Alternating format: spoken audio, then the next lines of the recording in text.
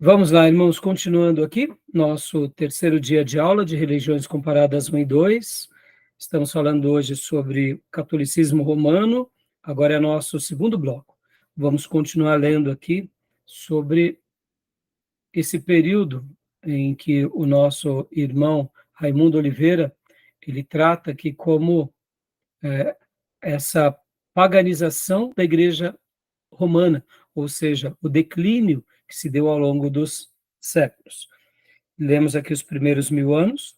Inclusive, pastor Johnny, há pouco, né, você tinha feito uma pergunta, e eu quero responder a sua pergunta, mas antes de falar sobre a pergunta que o irmão tinha feito, essa analogia que eu acabo de fazer com os lápis aqui, na realidade eu aprendi com o professor Ribeiro.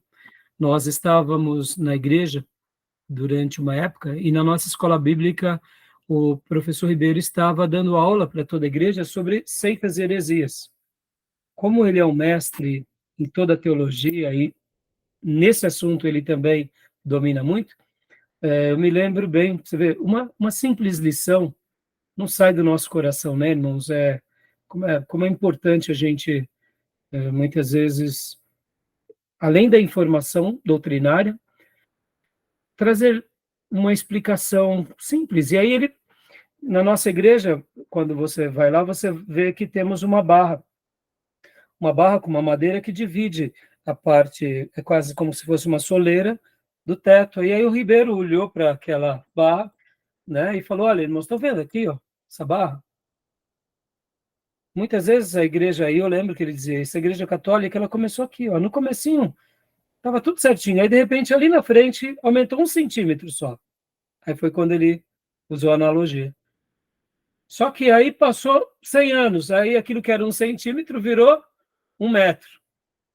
Aí depois acrescentou mais algumas coisinhas. Depois de 200 anos virou 10 metros. E aí, ao longo de 1000 anos, olha onde a gente chegou. A questão do celibato. E a tua pergunta, pastor Johnny, reformula ela novamente, porque agora eu vou respondê-la, né? Então, eu fiz questão de dizer de onde eu aprendi essa analogia, mas ela explica muito, né, irmãos? Explica demais. Um pouquinho de hoje, e a gente tem que lembrar que a gente está na história. Daqui a 100 anos será muita coisa, né? Então, eu aprendi essa analogia com o Ribeiro. O pastor tinha perguntado, né, pastor, sobre a questão do celibato? Pois é. Qual que é a real motivação, né? Porque inicialmente, sei lá, tá bem claro aqui que não se trata apenas da separação, né, do sacerdócio e você se dedicar somente a Deus. Aliás, na minha cabeça estava claro, mas há talvez algum outro motivo que é mais latente do que apenas essa ideia. Eu quero acreditar que a resposta a isso, pastor, na minha opinião, uma das respostas está aqui, ó. Quando começa o papado? No século VII. Sétimo século, não é isso? Começo histórico do papado.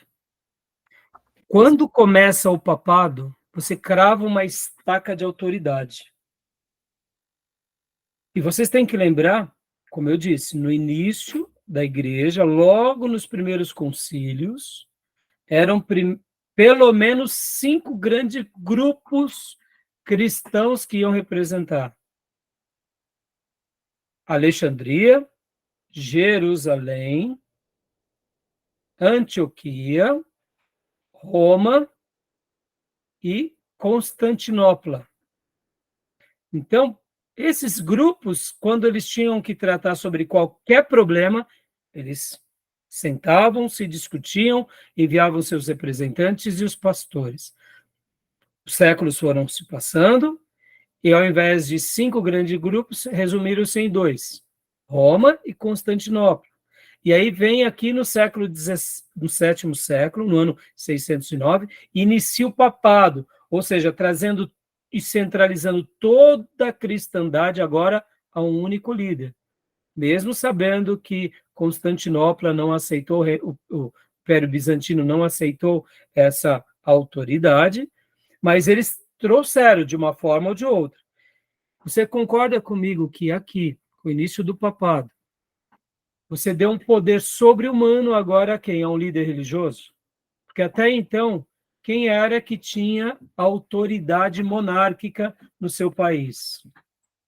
A família que estava regendo, que estava sucedendo as monarquias. Qualquer país tinha quem? Os seus líderes, em especial os reis, a rainha e os príncipes. Então, nós temos que lembrar que o mundo era monárquico.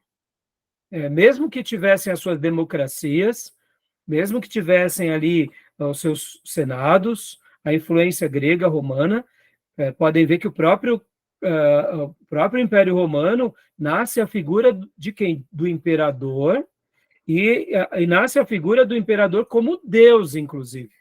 Porque no primeiro momento, você que gosta de história romana, você vai lembrar que o Império Romano ele não tinha a figura do imperador.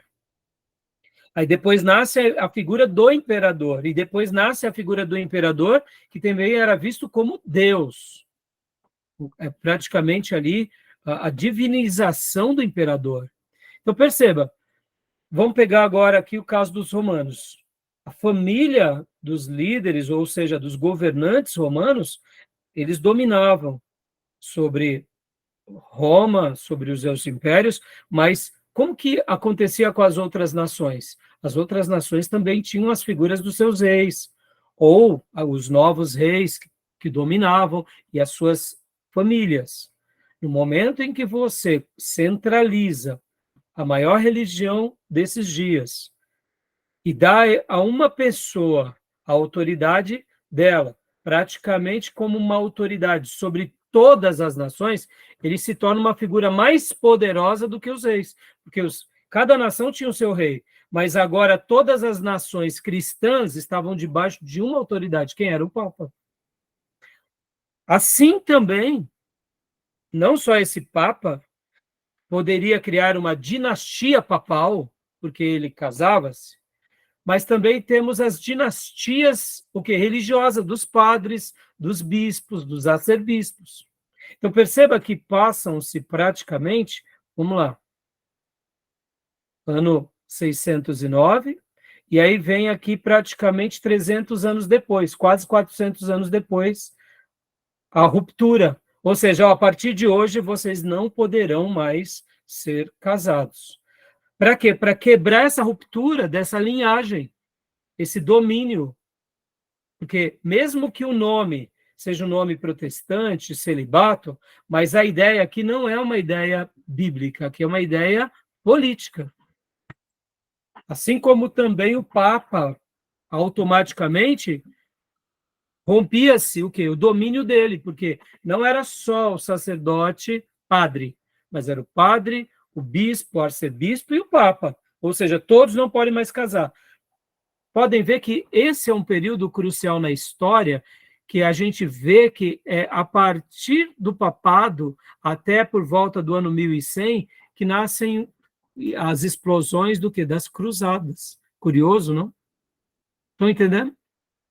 Então, irmãos, assim, é óbvio, deve existir dezenas de explicações, mas, na minha opinião, foi uma tomada de decisão entre os católicos, porque eles precisaram opinar entre o quê? Se nós opinarmos que os padres continuam casando, a gente corre um sério risco.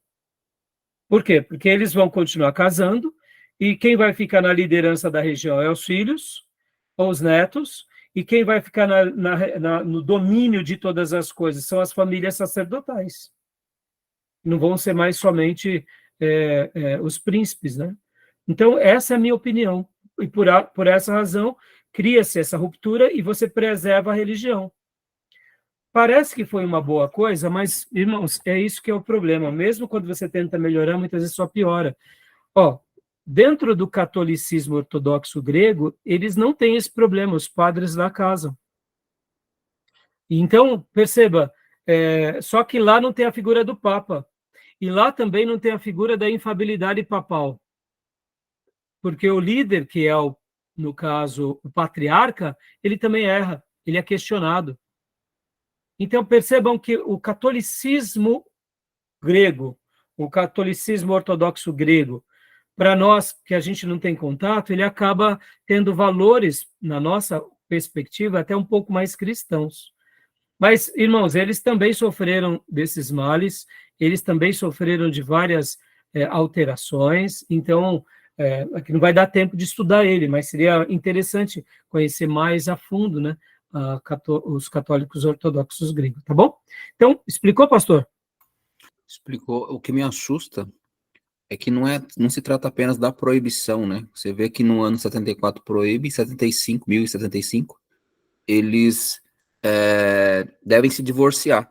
Ou seja, não está satisfeito com apenas a interrupção, ou seja, não é proibição, mas eles querem que se divorcie. Ou seja, a Bíblia já deixou de ser importante, o manual de regra e fé deles há muito tempo, né? Sim, exatamente, mas o que estava sendo importante aqui, pastor?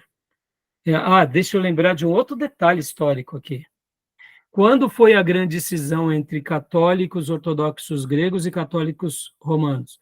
1054. Entenderam? Então, era uma maneira do quê? Não, a gente precisa descentralizar aqui. Se diferenciar deles. Não, e a questão também é se diferenciar e também se preservar, porque eu me diferencio. No entanto, você concorda que se eles não tivessem feito essa inclusão, o que seria o catolicismo hoje? De famílias dominantes, entendeu? Sim. Então é muito curioso, mas o que você falou foi muito bem colocado. A questão bíblica já não é relevante, mas muita coisa para eles bíblica já não era mais relevante. Né? Muita coisa. Pode ver que divorcia, não importa, porque aí é aquilo, né, pastor? Quando você quer justificar uma tomada de decisão, qual é a tomada de decisão? Bom, o Papa teve a palavra dele é a palavra de Deus, e você pode fazer isso, e o seu pecado está perdoado porque você é um sacerdote da igreja. Ou seja, mas é aí onde você percebe que quando o negócio já se degringola, qualquer coisa que você diga pode ser um subterfúgio, né? Válido, né? Interessante, né? Tá bom? Irmãos, deixa eu só falar uma coisa. Desculpa, pastor. Comentou aí, só complementando, né? O Papa já tem a representatividade, né, segundo a ótica deles, de Deus na Terra. Então, o que ele falar está determinado. Exatamente. Tá bom? Então, aqui, Maísa, nós estamos lendo, filha, aqui é o século, né? O ano e os acontecimentos. Tá bom, filha? Então, agora leia para nós, Maísa, por gentileza, filha. Aqui, ó. Século XI, ano 1095. Sim, século XI, 1095. Indulgências plenárias. Opa, faz parte agora as indulgências do culto, porque a gente precisa levantar recursos para continuar a nossa vida, porque agora as coisas mudaram, agora já não mais as famílias terão domínio aqui ou se beneficiarão, faz parte, a gente precisa de dinheiro, precisamos fazer essa máquina, né, pagar as contas. Hoje as indulgências são as campanhas, são sal, são sabonete, a roupa do bispo, a camisa do apóstolo sangrada, e aí vai, né? Continua para nós, mas... Século XI, 1100. Introduzem-se na igreja o pagamento da missa e o culto aos anjos. Aí, ó. Culto aos anjos começa aqui no ano 1100, irmãos. Percebam, irmãos, Maria foi lá no século V. Aí depois o culto aos santos. Aí depois, agora, anjos. Vai abrindo, irmão. Abriu a porta, passa boi, passa boiada. E aí não tem mais jeito. Continua. Por favor, mais. 1115. A confissão é transformada em artigo de fé. Opa, aqui, ó. Tem que fazer a confissão, né? Para o vigário. Século XII. 1125. Entre os cônegos de Leão aparecem as primeiras ideias da Imaculada Conceição de Maria. Na realidade, aqui o livro está errado, viu, irmãos? Aqui é tudo século, já que é 1100, né? Não, ainda aqui, desculpa. Aqui 1100 ainda é século XI. Aqui já era século XII, 1115, tá? Bom, continuando ainda no século XII, 1160. 1160, estabelecidos os 7 sacramentos. Opa, os 7 sacramentos, então, não tinham até aqui? Não, não tinha. Curioso, não, irmãos? Olha aí, 1160. Continua para nós? Por favor. 1186. O Concílio de Verona estabelece a Santa Inquisição. Continua, por favor. 1190, estabelecida a venda de indulgências. 1200, uso do rosário por São Domingos, chefe da Inquisição. Então, agora, irmãos, as indulgências, ela é bem curiosa, que ela estava muito ligada não só a obter graça, mas, inclusive, em conceder a salvação. Dependendo da quantidade de dinheiro que você desse, a salvação já estava garantida, porque tinha a ver com o perdão dos pecados, entendeu? Que benção, hein? Mais ou menos o que acontece com os macedinhos também, pode ver. Você deu uma ofertona lá, você vira bispo, né, filho? Ou faz parte do staff, né? Verdade. E não muda muita coisa, só muda a proposta, né? Mas os padrões é bem... qualquer coincidência, qualquer semelhança é mera coincidência. Mera né? coincidência, isso aí. Pastor, posso aproveitar e tirar uma dúvida? Das 7 dos sacramentos ali, o 7º eu lembro que tem a ver com matrimônio. Mas o que era exatamente ali? O sacramento, na realidade, pastor, ele era um tinha penitência também, né? Hã? Penitência, o sacramento, desde o casamento, tem o batismo, participar da igreja, participar, comungar, você tem que comungar, porque se você não comunga, você está fora da... Então, assim, eu não me recordo todos eles aqui de cor, né? Mas o que se tinha por base? No momento em que você cumpre os sacramentos, você alcança a graça. Então, se você é um católico, né, no caso, um cristão, que não está cumprindo os sacramentos, você não está alcançando graça. Eram os caminhos para se obter graça. Por isso que, até hoje, a hóstia, né, no caso chamada Eucaristia, o momento da Eucaristia católica, ele faz parte como sacramento.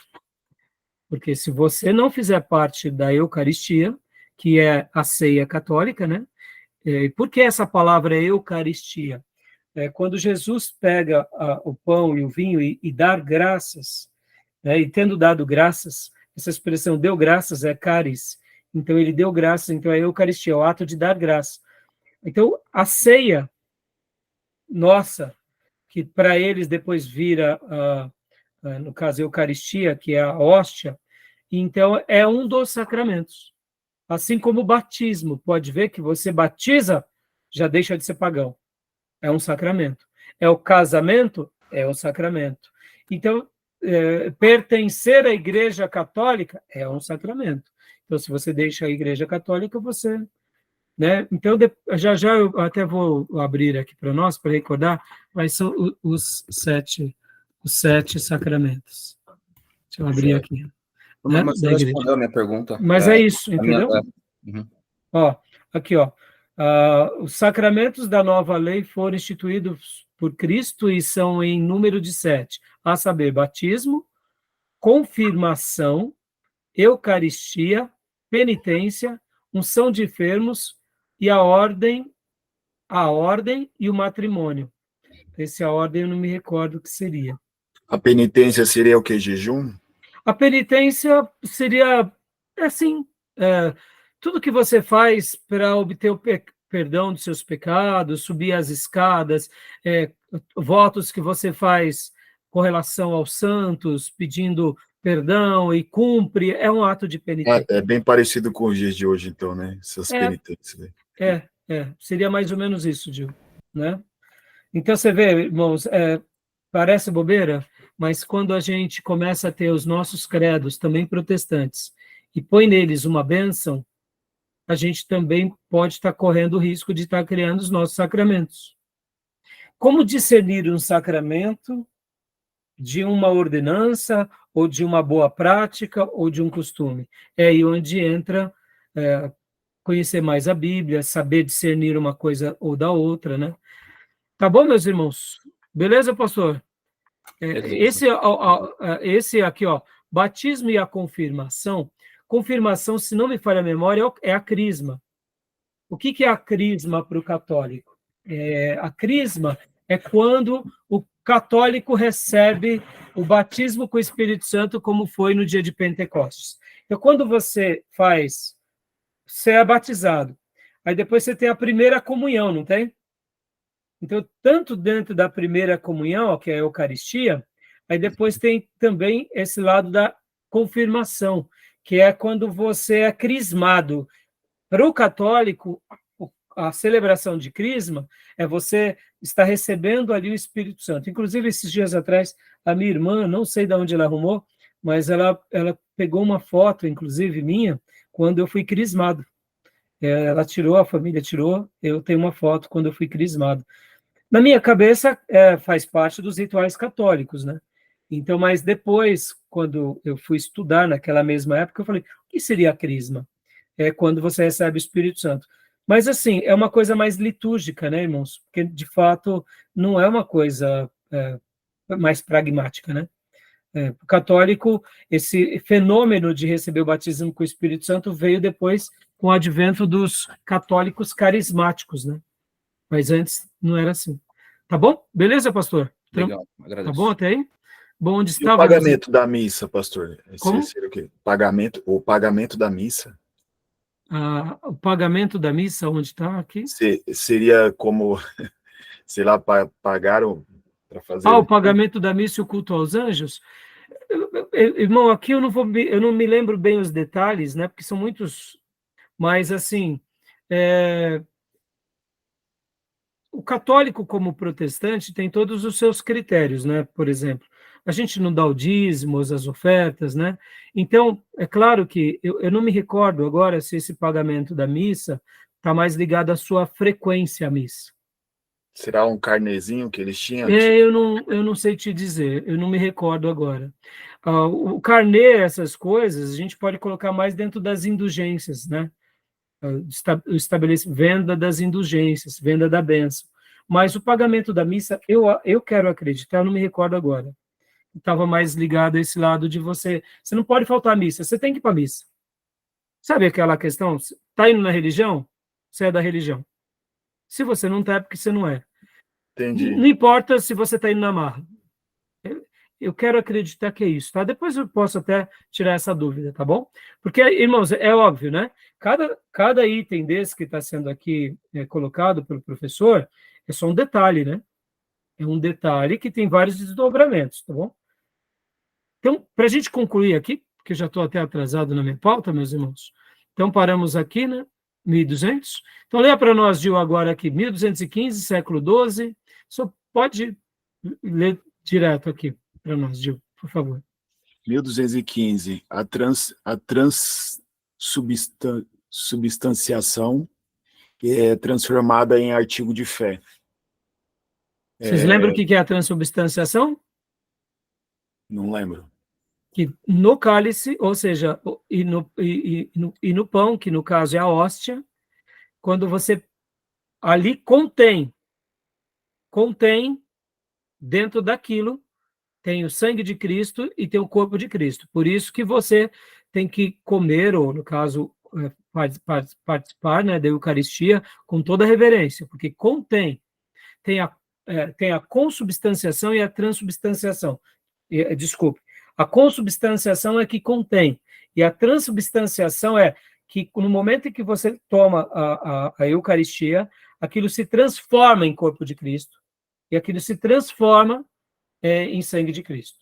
A transubstanciação é que ela se transforma, e a consubstanciação é que contém, tá bom? Então você vê que isso vira um artigo de fé. O católico, a Eucaristia é um momento sagrado. Então você participando da Eucaristia, você está resolvido.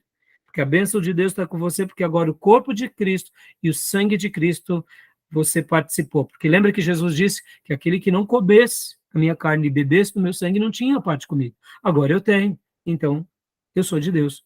e estou na fé, e estou na bênção. Entendeu? Continua para nós, irmãos? Ô, irmão, por favor. 1220, adoração à hóstia. 1226, introduz-se a elevação da hóstia.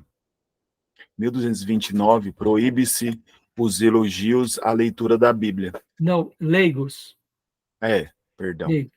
Proíbe-se aos leigos a leitura da Bíblia. Opa, olha aí, ó. Estão entendendo os pré-reformadores malucos aqui? Como pode proibir ao leigo? Qual o problema? Entendeu? Uma coisa do inferno ou não? Quem imagina, irmãos, imaginem numa igreja cristã você proibir para um leigo ler a Bíblia. Não, isso é coisa do... Não pode. Só padre pode. É o líder que pode. Você é sacerdote, menino, o que você está fazendo? Esse negócio de seminário aqui é coisa do capeta. O que vocês estão fazendo aí? Imagina a igreja primitiva. Qual seria o argumento, usado, para... Qual seria o argumento usado na época para proibir tal ato, né? É bem simples. É simples, Gil. É simples. Se você começa a me contra-argumentar dizendo que eu sou um padre que estou fazendo coisa errada, se o bispo da cidade está fazendo coisa errada, se o papa está fazendo coisa errada, e você começa a vociferar isso entre os seus, que é uma coisa mais útil para te neutralizar, dizendo, vamos proibir os leigos, porque aí tudo passa por nós e tudo que é dito por nós é sagrado. E eu digo que você está falando que eu estou errado das indulgências. Você conhece a Bíblia, filho? Você sabe da Bíblia? Você está fazendo seminário com esse grupo aí? É herege, rapaz. Você não é sacerdote. Você renunciou à sua esposa. Está entendendo? É entender. Claro que vai proibir. Quanto mais erro, mais proibição. Diga, pastor. Mais fácil manipular, né? Exatamente. Entendeu? Supremo Tribunal Federal, né? Quase um Supremo. Cuidado, você fala. Cuidado, vamos cair. Não falei o nome de ninguém. Vamos lá, continua. 1264, Festa do Sagrado Coração. 1303, a Igreja Católica Apostólica Romana é proclamada como sendo a única e verdadeira, e somente nela o homem pode encontrar a salvação. Percebam, no ano de 1054 houve a cisão. Agora, eles ainda colocam mais uma pedra sobre isso. Ó, nem os outros, é só a romana. Está entendendo, irmãos? Olha onde chegaram. Está entendendo? Continua para nós? Eu lembro de desculpa, então, eu lembro só de um fato, quando eu fiz a primeira comunhão, nós tínhamos que professar que nós pertencemos à Igreja Católica Apostólica Romana. E de fato, não entendi, agora está bem claro. Está bem claro. Pastor Johnny, eu sou nordestino, e minha mãe falava assim que a católica ortodoxa grega, ela que chegou a conhecer, eu perguntava para ela, mas mãe, tem o grego? Ela falava, tem, mas eles são diferentes, filho.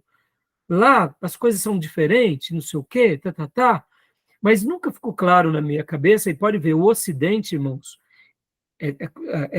aí eu te pergunto, por que não temos mais católicos ortodoxos gregos entre nós? É simples, não é politicamente correto, porque, querendo ou não, os católicos ortodoxos gregos dominam no Oriente, hoje o que é para nós o Oriente. Então, não é conveniente ter uma força religiosa que pode também descortinar uma força política. E o oposto também é verdadeiro lá. Lá também o catolicismo romano não tem força. Por quê? Porque também a política deles não querem. Você está entendendo, irmãos? Como a política atrapalha a fé, e quando uma fé coloca coisas sobre a outra, olha aí onde a gente vai chegando. Irmão, vamos correr aqui, porque na realidade eu só queria ter gastado 15 minutos aqui, já estou gastando 1h30 aqui, só nisso. Mas vocês percebam que é assustador isso. É assustador. E eu quis realmente confrontar vocês, porque a partir daqui nascem as doutrinas, entendeu, irmãos? Então, leia para nós, Gil, 1311. Procissão do Santíssimo Sacramento e a oração da Ave Maria. Opa! Mas no século V ela tinha sido considerada divina. Só agora a oração, sim. E aí, continua? 1414, definição da comunhão. Continua. Comunhão, Como a um só definição da comunhão. Isso. Como um só elemento. A hóstia e o uso do cálice fica restrito ao sacerdote. No caso aqui, houve essa mudança, né, irmãos? Aqui vem a hóstia, mas na composição da hóstia, não sei se vocês sabem, eles colocam também o vinho, tá? Mas você percebe que aqui entra um pouco daquela questão que o sacerdote é o único que pode tomar o sangue ali publicamente, dando uma ideia, literalmente, de autoridade. Continua para nós, Gil? 1439. Os 7 sacramentos e o dogma do purgatório são transformados em artigos de fé. 1546. Conferida à tradição autoridade igual à da Bíblia.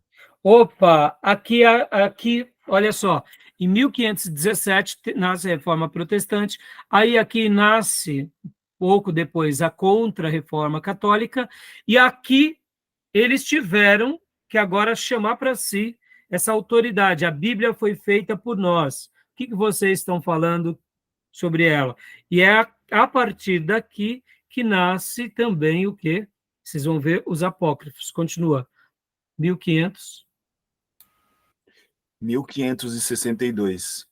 Declara-se que a missa é a oferta propiciatória e confirma-se o culto aos santos. 1573.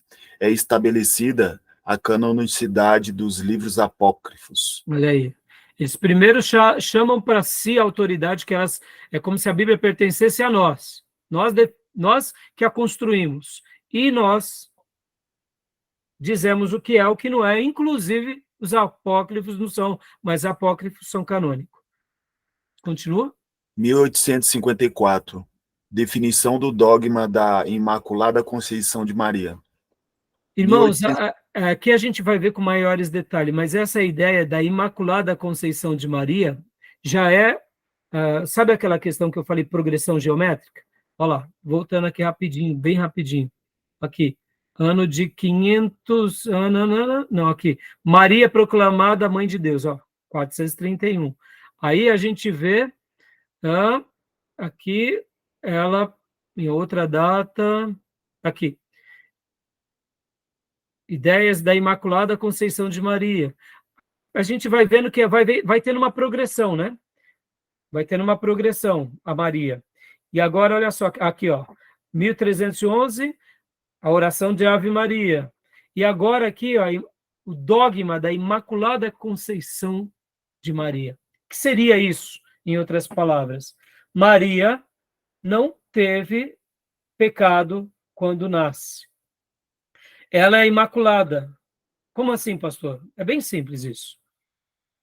Qual foi o único ser que nasceu sem pecado nas páginas da Bíblia? Jesus. Cristo. Só Cristo.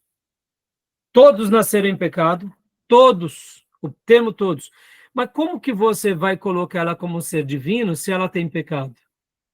Então, é em 1854. Percebam, irmãos, que depois da Reforma Protestante, até as besteiradas foram diminuindo. Pode ver. Tem, sim, claro que tem, ó, tem os sacramentos, tem a questão do purgatório, a questão da autoridade das escrituras, a missa, vem os livros canônicos, tem, mas não está tendo já com tanta frequência como nos séculos anteriores. Porque, naturalmente, agora, eles não poderiam também atirar para todo lado e inventar tudo, mas eles precisavam fundamentar algumas coisas. E como vocês vão fundamentar uma coisa como o culto a Maria, ou a Ave Maria, e vão prestar culto a ela como corredentora da humanidade, se ela tem pecado? Não, mas ela não tem pecado porque ela se manteve virgem durante toda a sua vida. Não, mas ela não teve pecado, inclusive, quando nasceu. Porque ela é um ser também divino. Entenderam? Colocam ela nessa função. Ou seja, ela nasce divina. E como que ela teria filho se ela, de fato, já era imaculada desde o nascimento? Estão entendendo? Onde vão... É aquilo, irmão, você criou um buraco, você tem que agora dar um jeito de tapar o buraco, você tem que criar as madeiras, você tem que forrar essas coisas, e é em cima disso, tá bom? Tudo bem? Então, vamos continuar aqui, Gil? 1864? 1864. Declaração da autoridade temporal do Papa. 1870. Declaração da infabilidade papal. Ó, mais uma vez, mais uma cartada, porque temos que dar, né? 1950. A Assunção de Maria é transformada em artigo de fé. Ou seja, ela foi assunta aos céus, assim como Cristo foi elevado.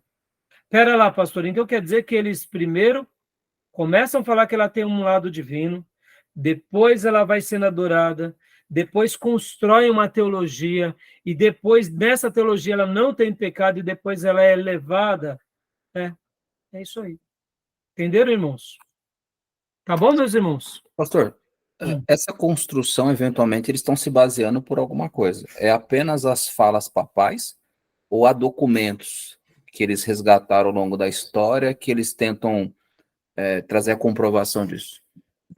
Não, é a tradição pela tradição. Não tem por que não... Pastor, pega aqui o restante, como a gente Garantia viu. sou eu? É Hã? quase garantia sou eu? Não era só uma questão de garantia, mas pensa assim, como que você vai desconstruir o que a igreja que diz ser verdadeira construiu?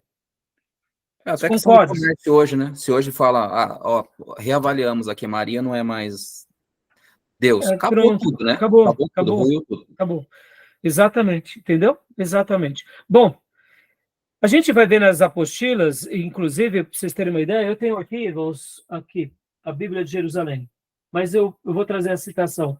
Na Bíblia de Jerusalém, quando fala que Jesus teve seus irmãos, vocês vão ver ali que está lá, Maria, depois, de fato, de ter tido Jesus, ela teve filhos, e na Bíblia de Jerusalém, que é uma Bíblia católica, é mencionado isso. Aí se prepara, os próprios católicos querem degolar, né? Os católicos que fazem tal afirmação. Tá bom? Então, meus irmãos, o que eu acredito, pastor Johnny, aqui para eu mudar nossa apresentação. Deus usou pré-reformadores, usou.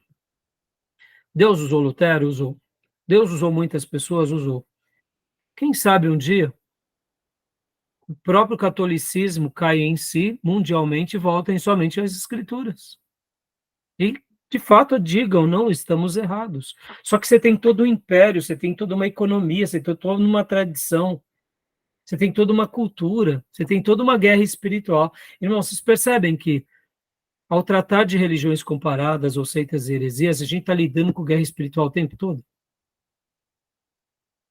A força que gera sobre essas pessoas, a maneira em que elas são conduzidas em nações e grupos e famílias, riquezas, culturas, ano pós ano, geração pós geração. Você acha que o diabo não toma proveito de tudo isso? Não incrusta ali os seus tentáculos? Deus pode fazer isso? Pode. Eu quero crer que um dia isso vai acontecer. Quando? Quando for o último grande avivamento. Eu quero acreditar. Porque no grande avivamento vai acontecer coisas extraordinárias. Quando Deus levantar os dois últimos líderes, que serão os dois profetas sobre a terra, junto com 144 mil eleitos de Deus para a última colheita, eu quero crer que, quem sabe um pouco antes, o próprio catolicismo já vai ter passado por uma grande transformação. Ah, pastor, mas o católico não tem jeito. Irmãos, a gente está aqui hoje. Lutero teve jeito, porque Deus não pode fazer isso. Entenderam?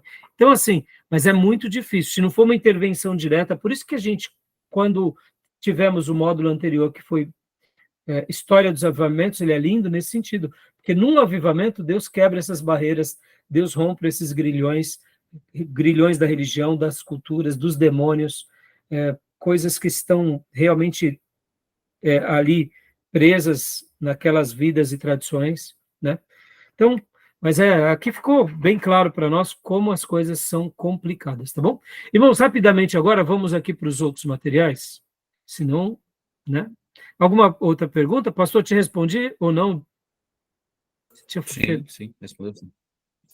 Então, tá jóia. Então, vamos lá. Bom, irmãos, olha só. Na apostila do professor Paulo Pescador, ele começa aqui falando algo bem interessante, olha só, página de número 39. Deixa eu pôr aqui na apostila dele, na página 39.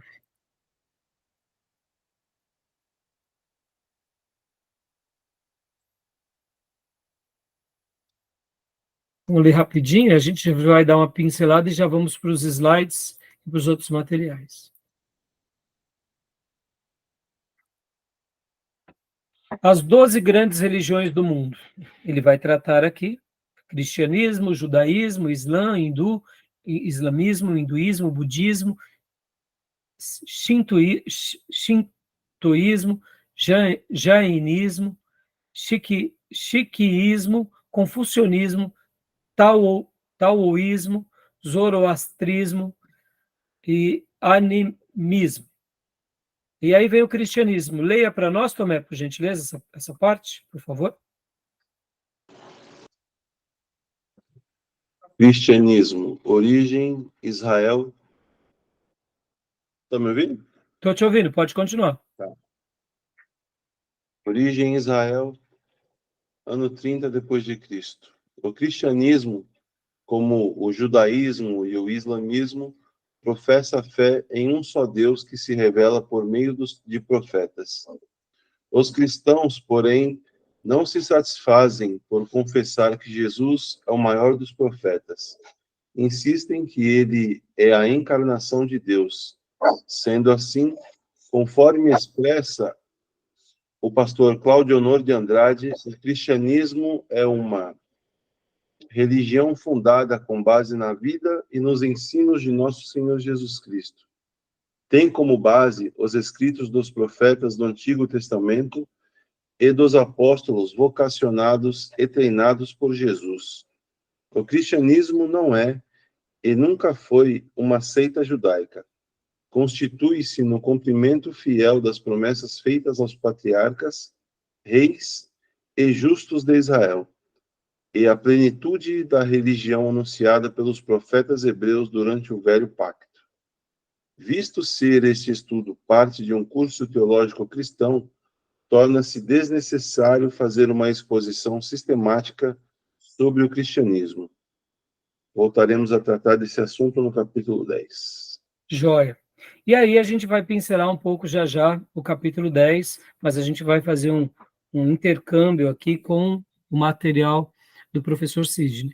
Agora aqui também, falando, abrindo um pouquinho religiões comparadas, irmãos, só leia para nós, pastor Johnny, só essa primeira parte aqui, esses 2 primeiros parágrafos, por favor, que aqui nós estamos no livro Religiões Mundiais, tá? Que é aquele que o Tomé, inclusive, preparou para nós. Pastor, só não carregou para mim, está na capa aqui ainda. Ainda está na capa? Ó, já mudei aqui. Não mudou?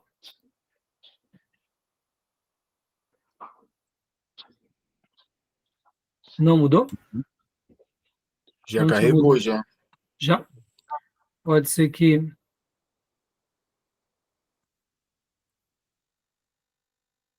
Mudou, pastor?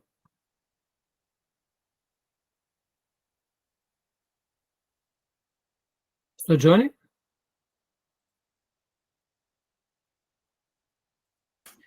Acho A que internet dele deve ter falhado. é a internet dele, então, né? Então, deixa eu ver. Pastor? Oi, então, carregou? Carregou sim. É que está Então, falhando aqui para mim. Tá. Mas já carregou. Então, dá para ler para nós, por gentileza? Senão se você achar melhor, eu posso pedir para o Dio ler, porque se tua internet estiver ruim. Eu estou te ouvindo bem agora, acho que agora vai fluir. Então, pode ler. Cristianismo. Aliás, essa, desculpa, O essa é a mesma frase que lemos há pouco, né?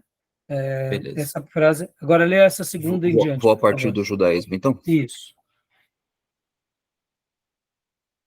Por favor. Pois não. O judaísmo, desde os dias do Velho Testamento, esperava a vinda do Messias, ou ungido de Deus, A esperança messiânica aumentou após o desaparecimento do reino de Judá em 587 a.C. Mais ou menos, né? Aliás, ponto. Mais ou menos, os judeus esperavam a intervenção de Deus na história ao lado do seu povo, mas havia várias interpretações de como o Senhor interviria. Alguns esperavam o aparecimento de um líder político, um novo Davi, para restaurar o reino de Israel. Outros esperavam a descida do Messias dos céus numa catástrofe cósmica para inaugurar o reino de Deus. A fé cristã entende que a providência de Deus, Jesus veio ao mundo depois de uma longa fase preparatória.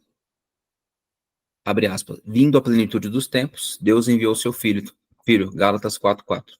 A história de Israel relata no Velho Testamento. Até aí tá bom, pastor. Obrigado, viu? Então, irmãos, olha só que eu queria destacar aqui com vocês. Só um detalhe, né? Só um detalhe. Quando nós estamos estudando aqui religiões eclesiásticas, e esse tema ele é muito relevante, no caso, principalmente, né? Ou religiões eclesiásticas, religiões comparadas, que eu gosto de chamar de seitas e heresias. Olha que interessante.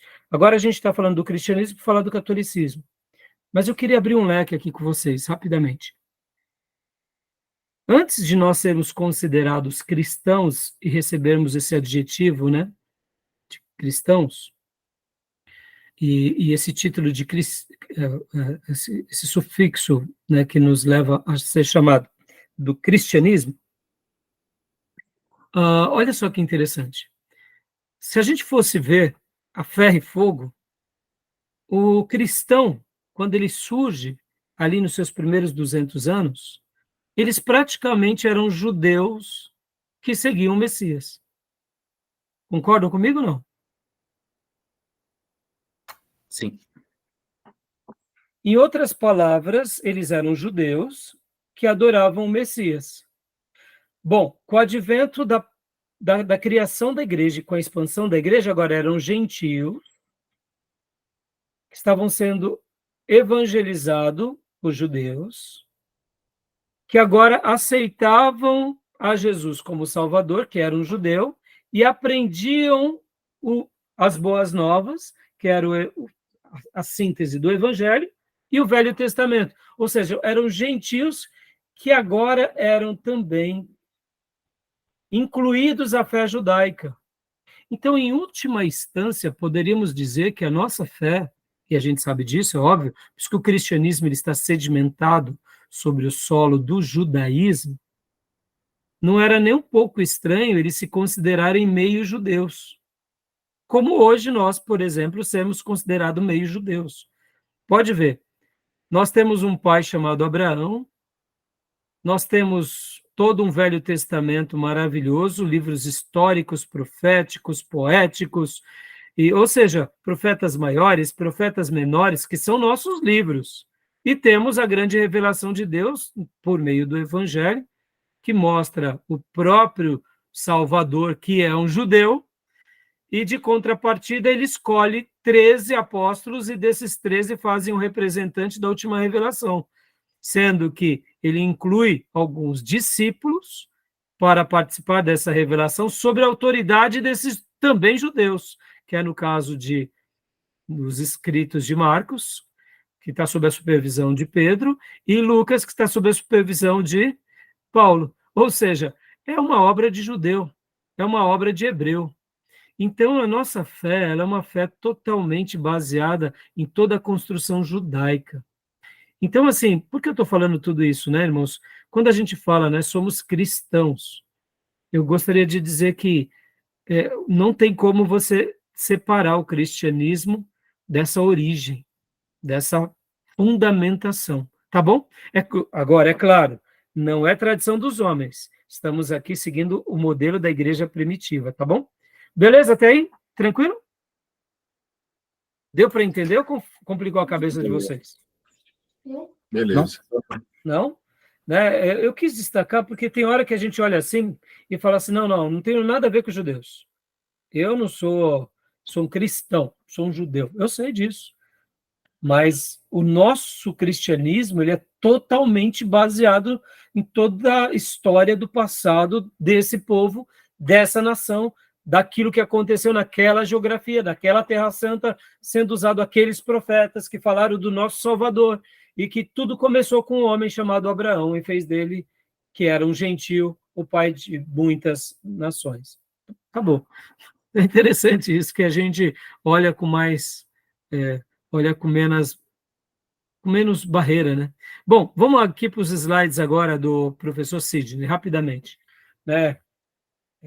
Agora, religiões comparadas, catolicismo. Vamos lá.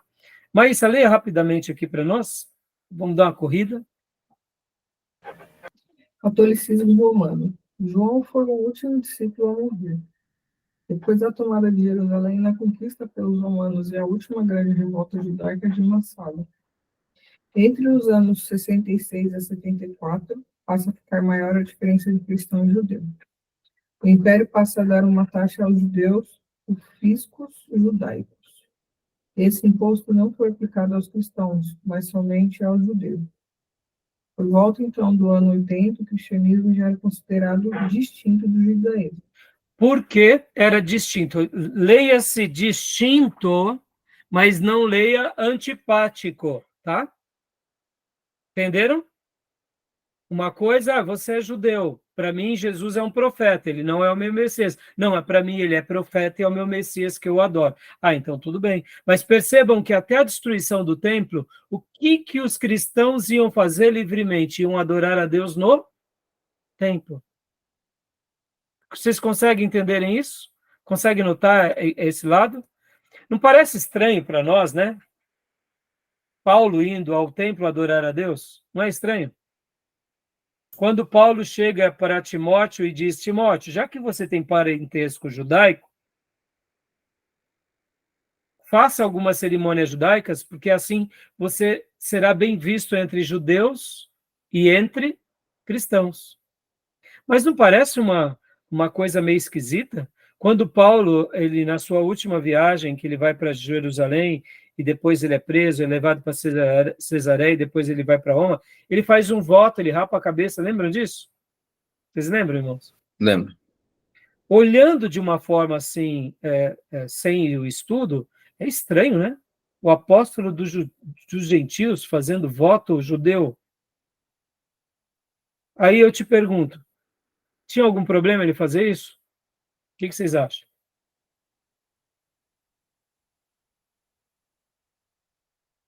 Vocês lembram desse episódio ou não? Ele rapa a cabeça.